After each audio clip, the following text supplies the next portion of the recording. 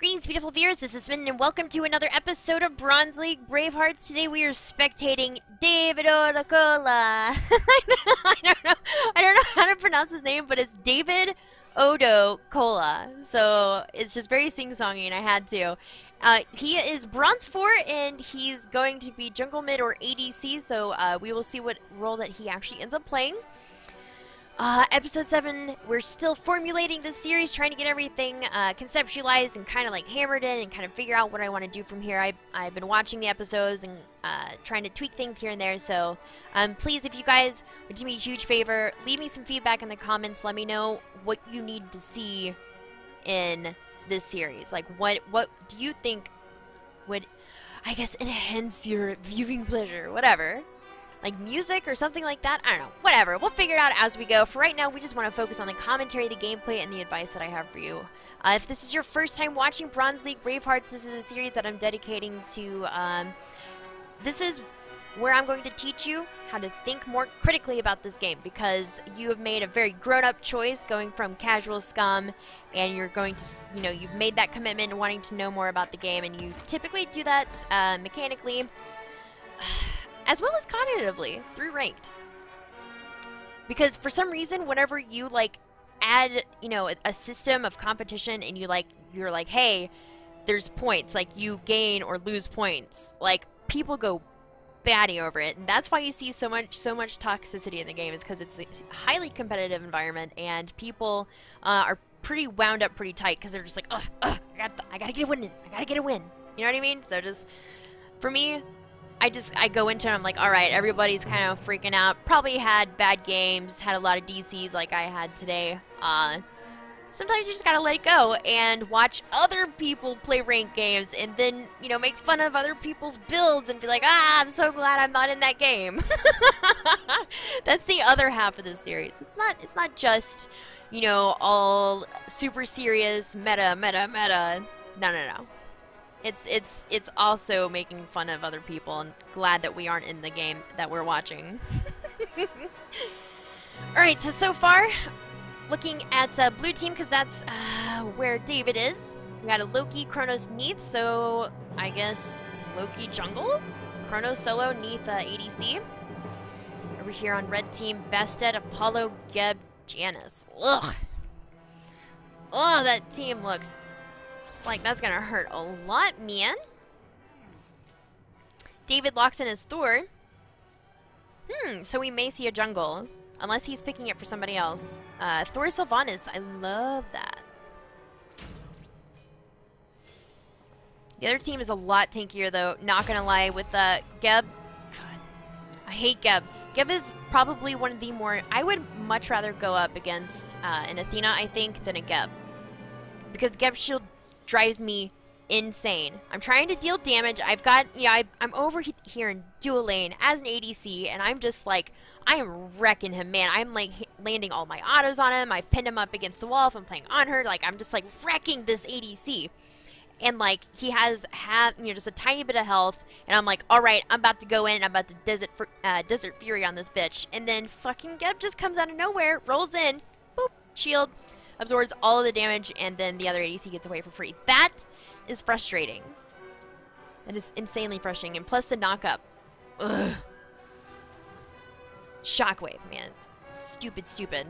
Ooh, Osiris. So they've got a very tanky front line and some pretty nasty burst from Bastet and Janice, and then you've got the sustained damage from Apollo. Very mobile, this team. Very mobile. Bastet, you know, can slip. She's super slippery, so she can dodge Kronos, Loki, Neath, a bunch of stuff by using her jump appropriately. So it looks like we will be looking at Thor jungle. Hell yeah! I love commentating like jungle and support, and you typically see like the focus like in the SPL or any tournaments that are being casted. Like, you'll see a lot of focus in on like the jungle's plays or like supports plays, because like they're the ones roaming around the most, the ones that are, you know, heavily impacting the game in some sort of influential way. So it's always fun to watch them, because it's not just staring at a lane, you know what I mean? You get to see all their beautiful artwork. So what does blue team got going on for them? First thing I see is damage. Holy free holies. All the damage. Thor, by mid-game, has just like cooldowns for days. And that's really frustrating and really difficult to deal with. He can get away for free. You know, they've got a little bit of kill secure on this team, but not as much as this team. I feel like the team fight's gonna be really strong here with the Thor ult, Sylvanas ult, the Neath Spirit Arrow, Kronos, holy crap, just CC for days. They have a lot of get out of jail for free cards too. This team has a lot of escapes, so they may be able to use that effectively to get out of some of this burst right here. Osiris, I hate Osiris. And it's, you know, you don't see him very often anymore. I think I've seen more Osiris lately than I have before, and I'm not quite sure why that is. Is it maybe just like a bronze thing? I had one in a rank game earlier too. Maybe it's because you're starting to see warriors with bluestone in solo a lot, and Osiris does pretty well. God, the anti-healing. All the anti-healing gods are starting to come back into play a little bit. You don't see much Chang'e anymore, though, which is unfortunate. Chang'e is, like, having Chang'e solo and just wrecking, like, a warrior or something like that is very satisfying to see. Very, very satisfying. Okay. Thor up against Bastet. Let's think about that one. Bastet doesn't have any hard CC.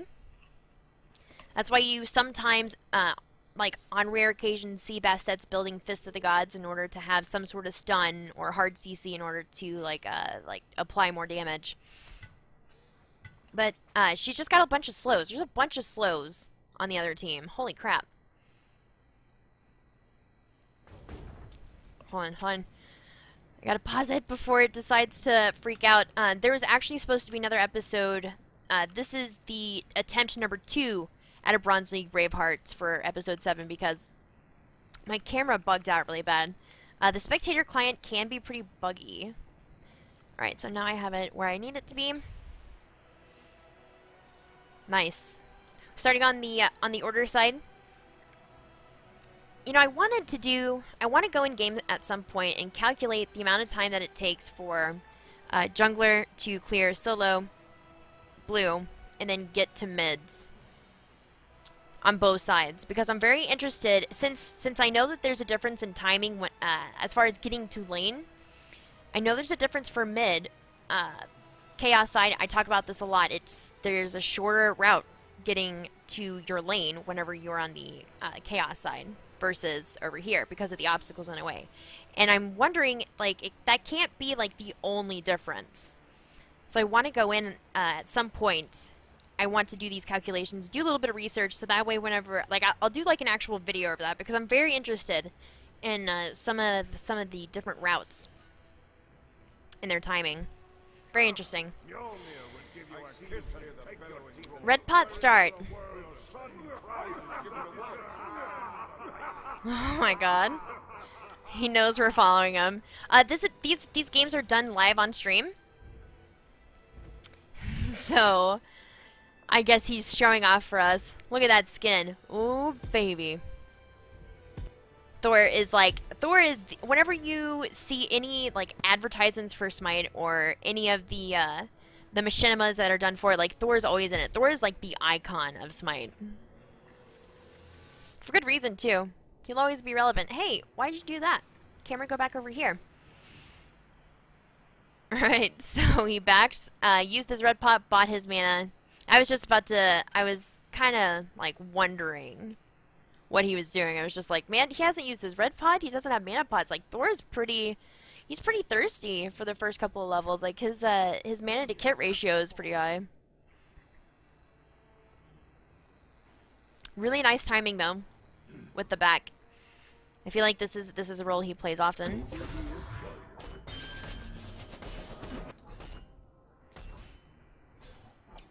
I was like, where are the crits coming from? And I was like, oh yeah, they have a Loki. The clear between Loki Thor. Oh my gosh.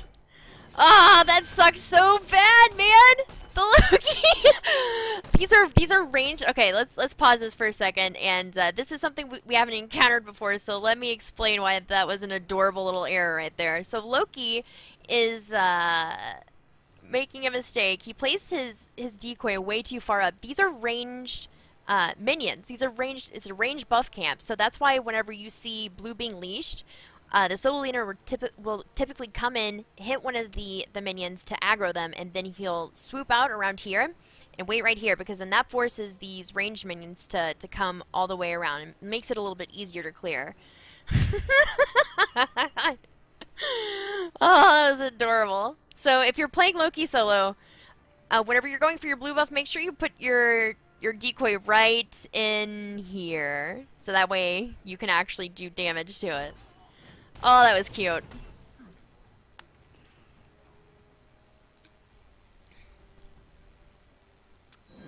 Timing in mid is really good.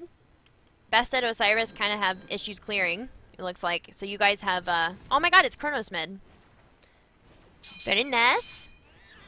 Oh, that's unfortunate. Chronos is like, nah, there's nobody else coming to the lane. I'm safe to be up here. Right into the portal. Be aware when there's a whenever you're going up against the Janus, Janus is wanting to portal you. That is like the bee's knees of playing Janus, is like portaling somebody and being like, yeah, I got you. I don't know why your Chronos didn't join you, but portal is down, so you guys could probably take advantage of that. He's doing a lot of damage to it. Oh, the stun is good. Ooh! Looks like you got it, baby. Very nice, very nice. No need to engage, just get back to the wave. Your timing is very, very important for mid and jungle. Like, your timing, if it gets even slightly off, it kind of throws off the rest of your game. So you want to make sure you're there for the wave. Right now, you should be pressuring over here in the left lane. I almost pinged the map. I was like, oh, come over here. Oh, God, Smitten, calm down. This is real life. This is important stuff, man. Alright, Chronos is still dicking around in mid. I guess he's zoning. I like that he zoned, actually. That was really awesome. Beautiful. So Chronos was pressuring them, knowing that they could get stunned out really easy, and Chronos has insane burst damage. It allowed them to secure the left camps as well. Very nice. And then you get a kill in solo lane. Very nice. Yeah, I was about to say, he must have hit 5 before Osiris. He hasn't used a single pot either. So Loki's doing a really good job of being mana efficient. Beautiful timing here on your rotating to your back camps. You guys have the advantage. This is the rate at which they're rotating in between camps and wave, camps and wave, camps and wave. Like, whenever you're securing them, the flow becomes like so natural. That's where you want to be. This is the kind of timing that you want to have. See, doing back camps and they backed for some reason?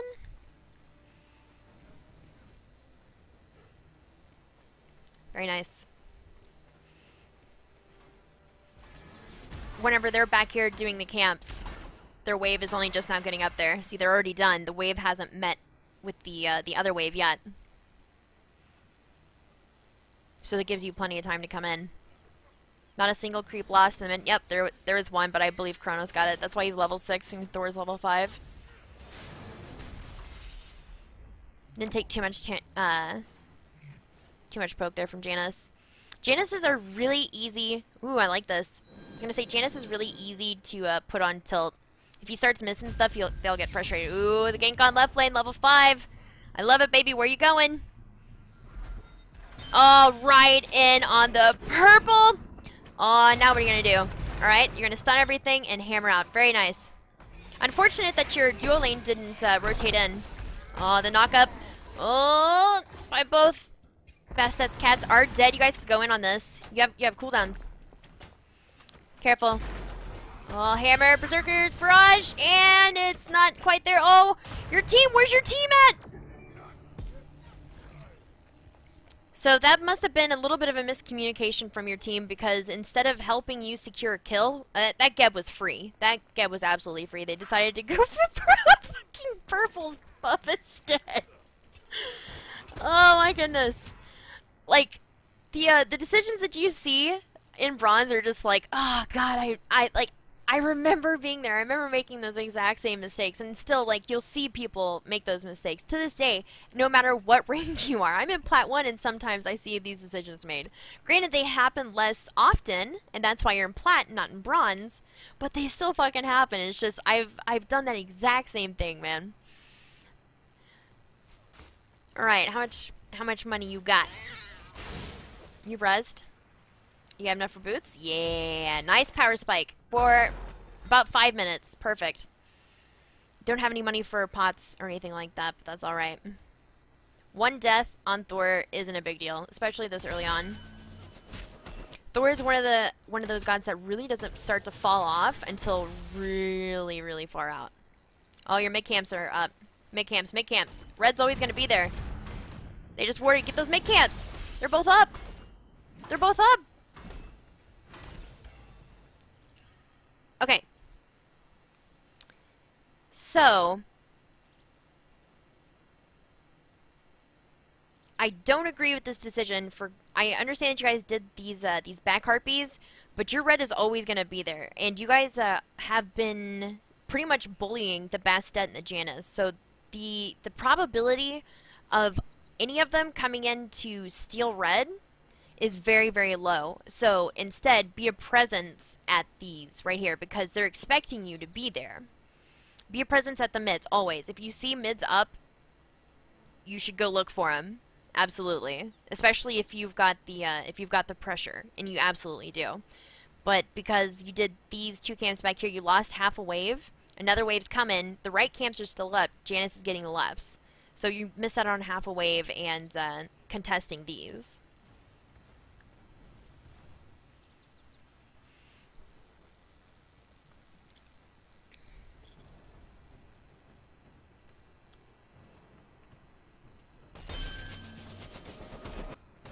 See, you can see Basset's over here.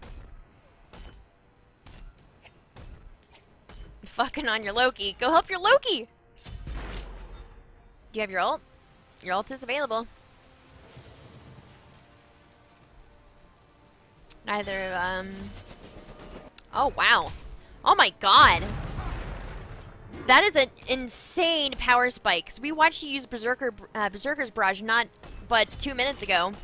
And it didn't do nearly that much damage. Holy crap. Aw, careful.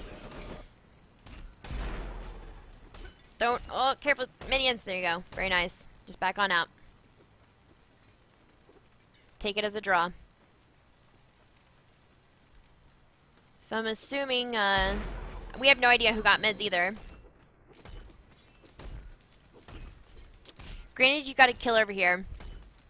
Kills are pretty important.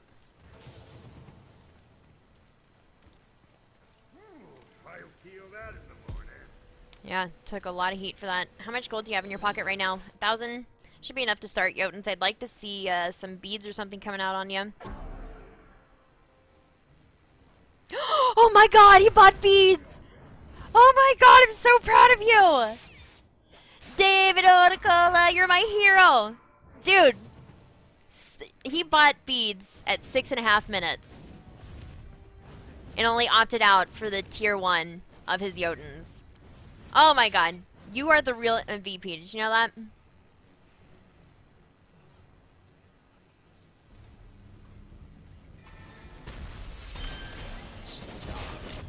Textbook. Very nice. They didn't have wards. They did ward up there whenever the camps had spawned over here. But, no, there's still a ward there. So he even saw you coming in. That's awkward. Gank on the duo. I love Thor ganks in duo, dude. Oh, stunned out. But are you gonna beads it? Nope. Good boy. Not worth. Oh, beautiful. Very nice. All right, your jungle's clear. You have your back rights and blue up. Not super high priority. So I like the staying in the wave. Oh, Janus ult's gonna hit you. Oh, I gotcha. I would leave. I would leave. Very nice. Purple is coming up. They see you backing. Smart of them not to go in on you, though. I don't see anything odd coming out of these teams so far, which is awesome. Wait, CDR boots? Eh? What?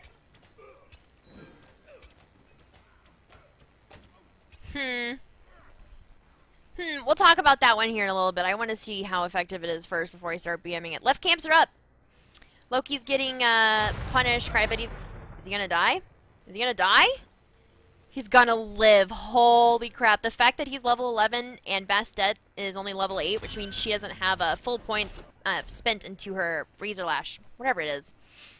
Razor Claws. Whatever. You know, the dot that she has that everybody freaking hates. That lasts forever for no reason and does like 100 damage per tick. Ooh, you gonna gank? You gonna gank? Very nice dunk. Force the ult out. Ult for an ult. Looking at the charts, where are you guys sitting at? 2,700 gold ahead at 9 minutes is quite impressive, and you still have plenty of farm left here. Nice dodge there. I'm not quite sure why Loki's trying to dive Janice. Please, it's Janice. What? What? Are you typing? Use curse, you nerd. A roaming Loki, dude. I hate Loki so much. I hate seeing him in. I hate seeing him in solo. He's so difficult to deal with, and his tower push is insanely strong. And once he's got that tier 1 tower down, he's gonna be roaming all over the place. Alright, gonna drop dead for your dead Chronos? You're gonna drop dead. You're gonna drop red for your dead Chronos. That is a tongue twister. It's a surprising tongue twister. Oh, he lost his tier 2. Alright, your Loki's really far ahead, which is making your job a lot easier. How's your Neath doing? Wanna know? So you've got... Your mid laner is just a little bit behind. He's ahead of Janice, but I'm relative to the rest of the team. Whenever there's only one role having difficulties, that's your sweet spot. As long as the there's a one right there. It's so cute. Oh, hello, Janice. Late. Instead of autoing there, obviously, use your wall first. Then you could do a little bit more damage. But he's Janice, so he's like pretty much guaranteed to get out. Just a little bit of poke. You don't lose much. He takes some health for it. Are you really gonna gank over here? Oh, you're gonna go in on mid?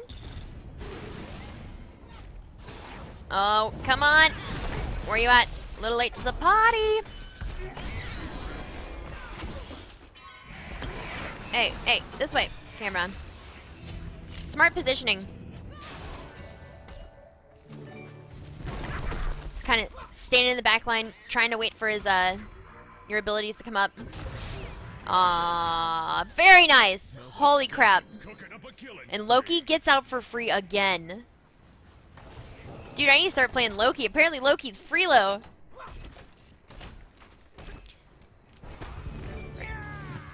Nice positioning right there. I like that you came up behind the Apollo. Oh, shit, that damage. Oh, retreat. That Geb's like, I'm gonna get you. I love watching a Geb like come up like, I'm gonna get you. I don't know, this is so funny to me. Mid camps, finally taking the mid camps. Smart decision making. This isn't necessarily greedy. In previous episodes when we've discussed greed, that was relatively safe because they had just they'd taken a tower up here and they were putting a lot of pressure onto the team that was up here trying to defend the tier 2.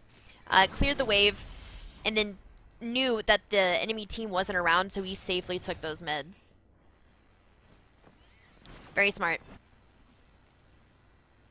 What's Bastet building? I always like looking at Bastet's builds because it's usually around bronze. It's like, it's whatever. It's just whatever. Jotun's on you. Jotun's on you. Alright. Breastplate, huh? Oh! Breastplate of Valor for the CDR. You gotta deal with a A lot of bursts coming out from Apollo, from the Bastet, and from the Osiris. Very interesting choice there. I like that you get the mana from it too. Boom! Oh! Beautiful choice. Very nice. Killing Apollo before he can ride away on his chariot is also extremely rewarding. Can I see a gold? I'd like to see a gold here. Are we gonna see an objective? Oh my gosh! Is this our first objective here? Oh my god! This stuff has arrived! Very nice, and this should be absolutely free. Janus has his ult available, and he could try to snipe it, but they have no idea that you're doing it. Because what are sentry wards?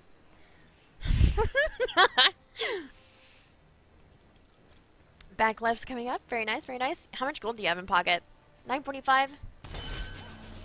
I'm really intrigued by this Breastplate of Valor choice. Typically, you only see this built. You know, it may not be Breastplate of Valor. It very well could be something else. It very well could be something else. But I just can't get over the fact that we just saw an objective, man. And it was the perfect timing for one, too. Because they had just taken out everybody over here in dueling that could really contest. Like, they knew exactly where mid was because he's up here pushed against his tower trying to deal with minions. Like, you knew where everybody was.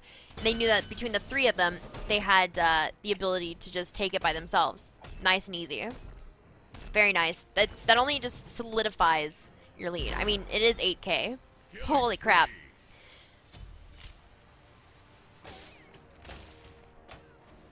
Alright. Unfortunate. Everybody over here is dying. Okay. You're low in mana. I would not suggest engaging here. I would really rather see you take their jungle over there on the right side. I guess you're trying to snipe that. You don't have very much mana, dude. They've got a lot. Aww, that's so rude. That's so rude. You shouldn't have been able to do that. Oh, this Loki is dominating. Loki has done his job and then some. This is the dream. This is the dream. Why can't I get teams like this in ranks? Damn, he's taking a lot of poke for that. I would just back out, dude. Half health, no mana. You have a mobile ward. You're gonna ult in? Are you serious? Dude, don't get greedy. You missed. Out of mana, dude. You're gonna die here. The greed! Oh, how cool. Look it. Look, you get to see Neith. That's what she looks like whenever she's mid backflip. Oh my god, look at how high up she goes. Dude.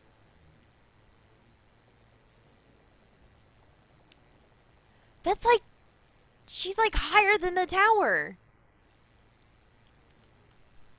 What? You've got to be kidding. Anyways, that is an extremely fascinating to me. So, let's talk about that situation. The greed. There's this phenomena whenever a team is far enough ahead that they start making weird choices. Like knowing that you have less than a third of your mana and you decide to tier 2 dive on a Geb and an Apollo. It may kind of look like Freelo because they're level 13 and level 12, but dude, you're level 14 and you have no mana. And yeah, Thor is really wiggly and he's really difficult to kind of keep up with, kind of a lot like Janus actually. But you can't get out in that situation whatsoever. You should have just backed. Gone for camps because there's a bunch of jungle up. And just backed. You didn't back from the, we didn't see him back at all from the Gold Fury fight. Neith didn't back either. Neith's like, nah, I just saw my homeboy get wrecked over here. I can do this. You know, 1v4 me. Neith's strong, but she's not that strong.